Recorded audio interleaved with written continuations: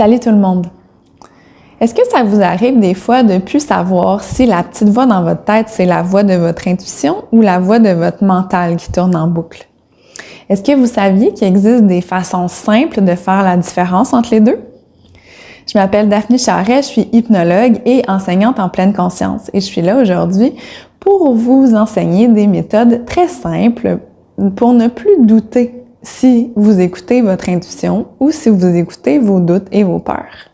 Une cliente est venue me voir dernièrement avec de très gros enjeux à l'intérieur d'elle et à l'extérieur dans sa vie. Elle avait de grandes décisions à prendre qui allaient créer beaucoup de mouvements dans plusieurs de des sphères de sa vie, dont sa famille et sa carrière. Il y avait plusieurs peurs, plusieurs doutes par rapport à cette situation-là et elle se demandait, est-ce que c'est mon intuition qui me dit « va pas par là » ou c'est des peurs refoulées finalement qui m'empêchent d'avancer dans la direction que je pense être la bonne. Ensemble, on a démêlé les spaghettis, comme je les appelle, pour l'aider finalement à voir plus clair dans la situation et à faire une décision consciente. Je vais vous montrer aujourd'hui 5 petits trucs simples pour vous aussi arriver à démêler les spaghettis dans votre tête et pouvoir prendre des décisions qui sont ajustées selon vos aspirations et vos élans intérieurs. La première façon, c'est d'apprendre à faire le silence à l'intérieur de soi. On est beaucoup dans l'action, dans nos vies hyper stimulées. On fait beaucoup de choses, une après l'autre, après l'autre, après l'autre. On prend rarement le temps de s'arrêter. Et l'intuition ne se passe pas dans le bruit mental et dans l'action. Elle se passe plutôt, elle se révèle plutôt dans un espace de calme intérieur. C'est dans un état de calme qu'on peut entendre l'intuition ou la ressentir ou la voir. Ça dépend par quel canal vous recevez vos informations. Mais souvent, c'est un pressentiment. C'est comme quelque chose qui est là à l'intérieur de nous, mais qu'on n'écoute pas parce qu'il y a trop de bruit environnant. C'est un peu comme essayer d'avoir une conversation importante quand on assiste à une course de F1. Ça se peut que on n'entende pas très bien puis que la communication se fasse pas très clairement. Et comment faire le silence à l'intérieur de soi? Il y a plusieurs méthodes qui sont enseignées et moi, celle que j'enseigne, la principale, qui est vraiment accessible à tout le monde, c'est la respiration consciente et connectée. Je vais mettre dans les commentaires un petit lien vers une respiration consciente que vous pouvez pratiquer chez vous. C'est très simple, il faut juste s'asseoir pour le faire. Prendre le temps de faire le calme à l'intérieur de soi, prendre le temps pour soi, pour juste être dans la présence, être dans le moment présent, sans donner notre attention à nos pensées. C'est comme ça qu'on va muscler finalement le muscle de notre attention et qu'on va pouvoir créer assez de calme à l'intérieur de soi pour écouter notre intuition. La deuxième façon simple d'arriver à reconnaître la voix de notre intuition, c'est en reconnaissant les patterns. OK? Donc, si dans votre vie, vous avez toujours eu peur de déplaire, par exemple, bien, observez dans la situation qui vous est présentée, est-ce que, en ce moment, je suis en train d'écouter mon élan ou je suis en train d'écouter un vieux pattern qui a peur de déplaire, qui a peur de se faire juger, qui a peur de se faire rejeter. Il y a des bonnes chances que si c'est un pattern que vous répétez depuis plusieurs années, depuis aussi longtemps que vous vous rappelez, bien que ce soit pas la voix de votre intuition et que ce soit plutôt votre conditionnement, que votre mental vous reflète par des pensées tourbillonnantes ou des pensées récurrentes qui reviennent, des schémas de pensée finalement, qui reviennent souvent. Donc, par élimination, on peut faire un peu de ménage finalement dans notre écologie mentale pour revenir à la clarté de l'intuition qui est, je vous le rappelle, toujours là. C'est simplement de débroussailler un peu, d'épurer les branches de votre arbre pour arriver à quelque chose de très simple qui est déjà là, toujours là et qui sait qu'est-ce qui est bon pour vous. Et c'est ça ma troisième façon que je voulais vous montrer, dont je voulais vous parler, c'est en fait de reconnaître à l'intérieur de vous ce qui sait déjà. OK? Et là, je vais vous demander de vous rappeler toutes les fois dans votre vie où est-ce que vous avez eu un pressentiment. Toutes les fois que, après une situation, après une décision, vous êtes dit, ouais, dans le fond, je le savais. Tu sais, depuis le début, je le savais. Fait que reconnaissez, c'est quoi la texture? C'est quoi la tonalité de cette voix-là à l'intérieur de vous qui sait déjà? Connectez-vous à ce qui sait déjà. Vous l'avez, tout le monde là.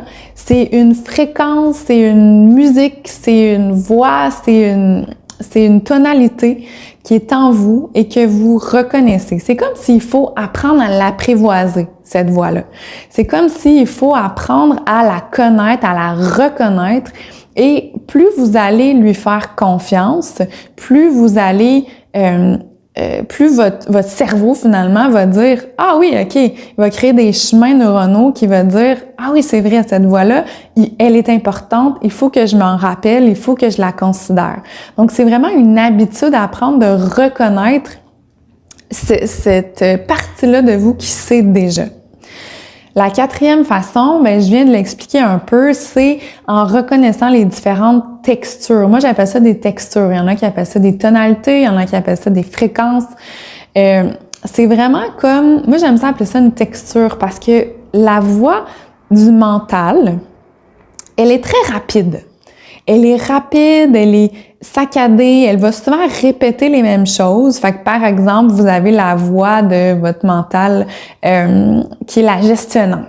La gestionnaire, c'est elle qui va dire tout ce qu'il faut faire, tout ce que vous avez à faire après, tout ce qu'il faut planifier, organiser, tout ce qui est dans le temps. Ensuite de ça, vous avez, par exemple, votre gardien intérieur, celui qui va vous empêcher d'avoir l'air nono devant un public ou de dire des choses trop fort pour pas vous faire juger. Fait que reconnaissez, voyez c'est quoi la tonalité ou la texture de cette voix-là de votre mental et à force de prendre conscience de ça, vous allez voir c'est quoi la différence entre ça et la voix de votre intuition qui est souvent plus douce, plus calme, plus comme subtile. Donc, c'est vraiment une question de différencier la voix du mental et la voix de l'intuition. La cinquième façon, c'est une pratique que je vous conseille de faire, d'essayer dès maintenant si vous voulez. C'est de vous asseoir confortablement, de faire quelques minutes de respiration consciente. Si vous voulez, j'ai mis un enregistrement dans les commentaires. Et de poser une question. Par exemple, est-ce que oui ou non, je devrais déménager dans cette maison-là? Et là, au lieu de chercher la réponse, vous la laissez venir.